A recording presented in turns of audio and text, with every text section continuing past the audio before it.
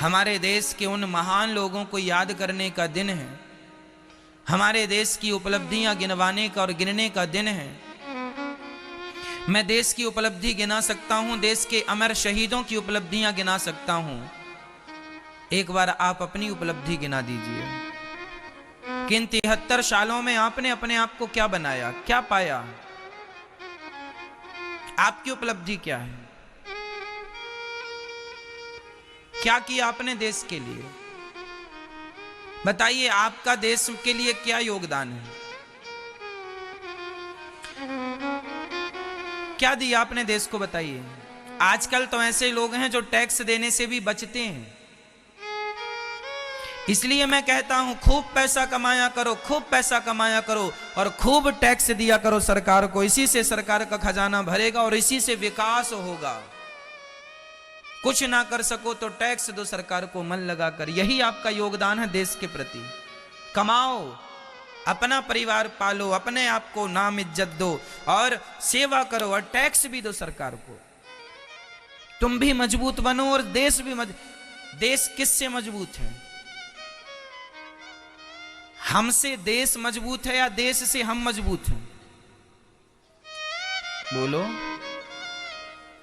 हम मजबूत होंगे तब ना देश मजबूत होगा। हम कमजोर हैं तो देश कमजोर रहेगा। हम गरीब हैं तो देश गरीब रहेगा और हम अमीर हो गए तो हमारा देश अमीरों में चला जाएगा। ये मेरा देश अमीर देश है। इसलिए सच्चा देश प्यार, सच्चा देश प्रेम, सच्ची राष्ट्रभक्ति यही है कि आप अपना आलस्य त्याग दीजिए, अकर्मण्यता छोड़ दीजिए और अपने आप को सफल बनाइए। यही देश का सबसे बड़ा प्यार है, यही राष्ट्र प्रेम है। अपने आप को इतना सफल बनाओ कि आप साल का 10 करोड़ टैक्स भरो। 1 करोड़ कम से कम, 50 लाख कम से कम 10 लाख टैक्स तो भरो महीने, साल का कम से कम। ईमानदारी से हंसते गर्व होना चाहिए कि हम लोग टैक्स देते हैं। हमें इस बात का गर्व होना चाहिए कि हम लोग अपनी भारत सरकार को टैक्स देते हैं। क्यों जी, ये गर्व का विषय है या नहीं? बताया करो सबसे कि हम इतना टैक्स देते हैं। 2 लाख दो, 10 लाख दो, 50 लाख दो, करोड़ दो, भगवान करे आपको ईश्वर इतना योग्य बनाए कि आप हजारों करोड़ का टैक्स दो। और ये पॉसिबल है? अब संभव नहीं है ना। कैसे पॉसिबल होगा? जब आपकी सोच अच्छी होगी, जब आपका निर्णय अच्छा होगा, विचार अच्छे होंगे, कर्म करोगे, कभी थकोगे नहीं, कभी हारोगे नहीं, चलते रहो, चलते रहो अपने लक्ष्य की तरफ। यही देशभक्ति है। ठीक है, तो आप लोग सरकार को टैक्स देंगे और गर्व से देंगे, भारत माता से प्यार करेंगे और कहेंगे कि मैं राष्ट्र प्रेमी हूं।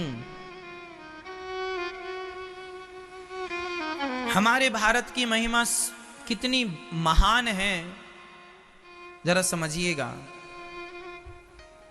ये दुनिया, ये साइंस जहां नहीं पहुंच सकी, मैं वहां आज वहां की बातें करूंगा।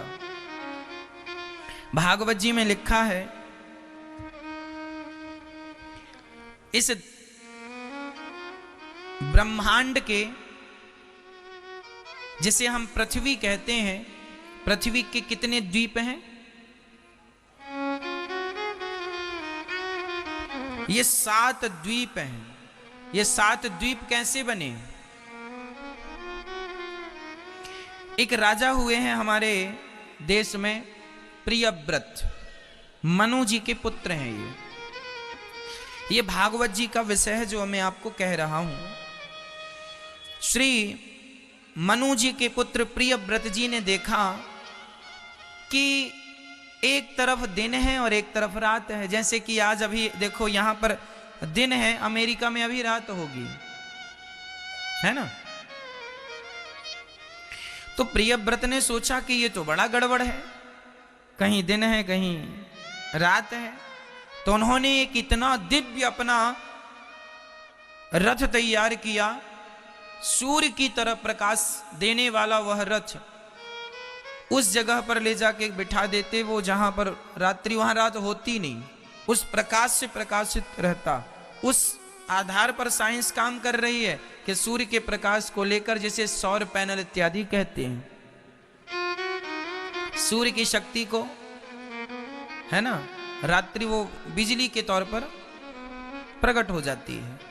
वही टेक्नोलॉजी है जो जिसका प्रयोग यहां हो चुका है इस धरती में हमारे भागवत जी के अनुसार।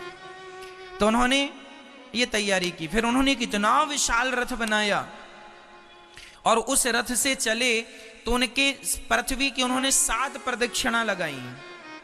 तो 7 प्रदक्षिणा लगाने से उनके रथ के पहिए धंसते गए। वही रथ चलता है तो कच्ची मिट्टी में निशान नहीं बन जाता, तो वो जो रथ धंसते गए उसी से 7 समुद्र तैयार हो गए, और जो ऊंची ऊंची जगह बची वो 7 द्वीप हो गए। उसी द्वीप में एक द्वीप का नाम है जम्बू द्वीप, जिस पर हम लोग रहते हैं। ठीक है, जम्बू द्वीप। दूसरे द्वीप का नाम है प्लक्ष द्वीप। तीसरे द्वीप का नाम है शालमली द्वीप, फिर कुश द्वीप, क्रौंच द्वीप, शाक द्वीप और Pushkar. Ever wondered how Japan preserves its rich cultural heritage while also leading the world in cutting-edge technology? I'm Utkarsh Singh Jadeja from the UG batch of 2027. And during my global immersion program to Japan, I got a front row seat to this incredible fusion. Let me take you through what I experienced. We started our journey at the Sensoji Temple, a symbol of Japan's rich heritage. Outside, people were selling lucky charms, while inside, visitors practiced rituals similar to blessings we see in India. Guess what? Right outside the temple, we also tried traditional Japanese tea samples, served in a vending machine. This was the perfect example of how Japan beautifully blends cultural heritage with its cutting-edge technology. And talking about technology, how can I forget about my journey into the future, where at Team Lab Planets, I immersed myself into a fusion of art and technology, followed by a ride on the Shinkansen bullet train, a very fast and efficient piece of technology that transported me from Tokyo to the Kansai region. To be fair, the highlight of the GRP was our trip to the Kansai region, where I explored historical sites like the Torii Gates in Kyoto, marveled at Osaka Castle's architecture, and experienced the blend of nature and technology at the Osaka Aquarium. In just 7 days, I saw how Japan flawlessly balances ancient traditions and innovative technology. This journey not only expanded our understanding about Japan's culture, but also the global perspective.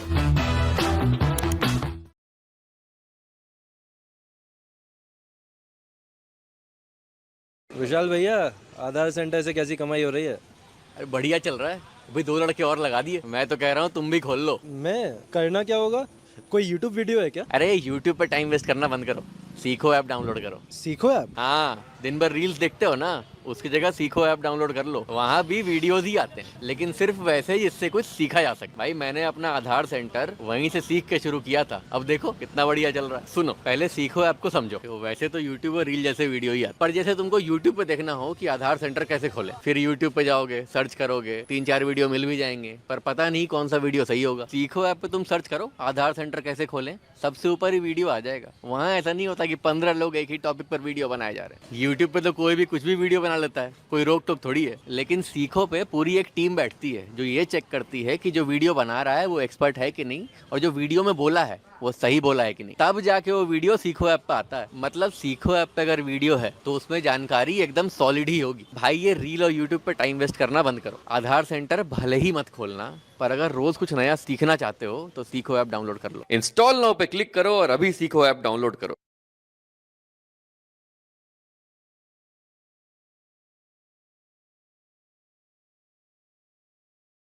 द्वीप, ये total 7 द्वीप, ये 7 द्वीप हैं जिसमें अभी पूरी दुनिया ने केवल जम्बू द्वीप की खोज की है। अभी क्रौंच द्वीप का तो पता ही नहीं कहां है। अभी तो प्लक्ष और शालमली और कुश और क्रौंच और शाक और पुष्कर द्वीप का तो पता ही नहीं कि वो कहां है। अभी सिर्फ हम लोग किस द्वीप को जानते हैं? जम्बू द्वीप। जम्बू द्वीप बहुत बड़ा था, तब उसके 9 खंड किए। जम्बू द्वीप के कितने खंड किए? 9 खंड किए। जिस खंड में हम लोग रहते हैं उसे अजनाभ खंड कहते हैं। हम लोग जम्बू द्वीप के किस खंड में रहते हैं? ये अमेरिका, लंदन, जापान, पेरिस, जमाना, जितना भी तुम जानते हो, इस धरती पर 206 देश पाए गए हैं। मैं जीके पढ़ता था तब 206 पढ़ाया गया, अब कुछ कम ज्यादा हो सकते हैं, है ना? इसलिए उस गणना में कुछ कम ज्यादा की गुंजाइश है, क्योंकि हमने जब पढ़ा था तब लगभग 15 से 20 साल पहले इस सब्जेक्ट को पढ़ा था। 206 देश हैं पूरी धरती पर, इसमें सभी आ गए, मेरा देश भी आ गया, अमेरिका भी, जापान भी, लंदन भी, पेरिस भी। तो ये पृथ्वी जितनी बड़ी है, ये पूरी पृथ्वी कितने द्वीपों में विभक्त है? अर्थात एक द्वीप जो जम्बू द्वीप है उसके कितने खंड किए, कितने भाग किए? कोई आपसे सवाल करे तो आप बताइएगा। जम्बू द्वीप के 9 खंड किए गए, ठीक है? उस 9 खंड में हम जिस खंड में रहते हैं उस खंड का नाम क्या है? अभी क्या बताया हमने? अजनाभ खंड। तो हम ये जम्बू द्वीप के वासी हैं। अब आप सुनो, इन द्वीपों की और महानता सुनो। ये सब भागवत जी में देखो, हमारे ऋषि मुनियों ने सर्च करके लिखा। जम्बू द्वीप के चारों ओर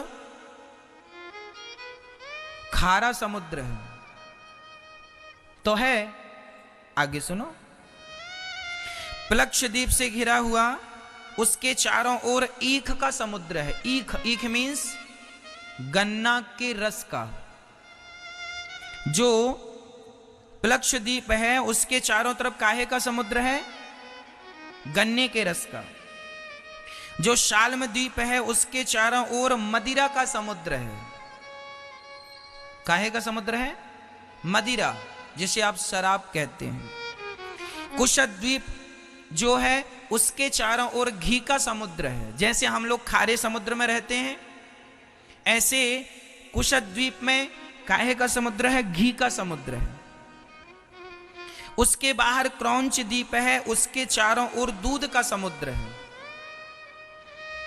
और फिर शाकत द्वीप है, उसमें मट्ठे का, छाछ का समुद्र है। और उसके चारों ओर पुष्कर द्वीप है, वह मीठे जल से घिरा हुआ है। जो पुष्कर द्वीप है 7वां, वह मीठे समुद्र से घिरा हुआ है।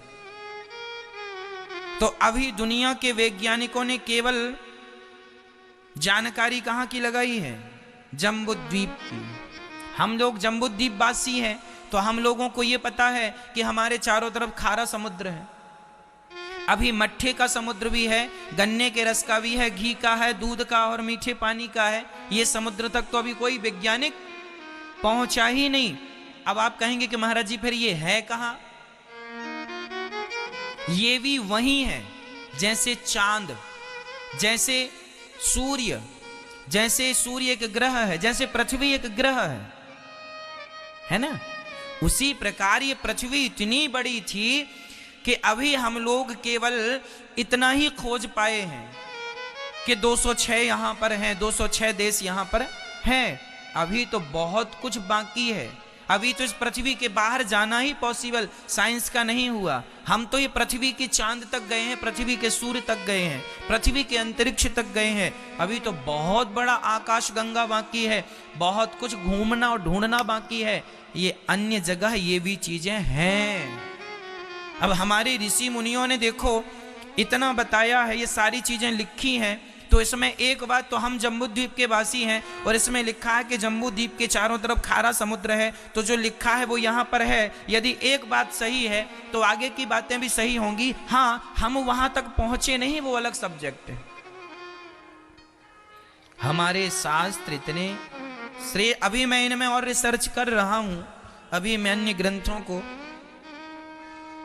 अभी जो पृथ्वी के जो जम्बूद्वीप के 9 भाग हैं उसमें अजनाब खंड तो मुझे मिल गया, अभी जो 8 खंड हैं उनके नाम क्या हैं अभी मैं उनको ढूंढने में लगा हुआ हूं। जब मिल जाएंगे तो मैं वो नाम भी आपको बताऊंगा। आप सोच रहे होंगे कि वो नाम तो आपने बताए नहीं। एक्चुअली यहां पर केवल ये सारा किया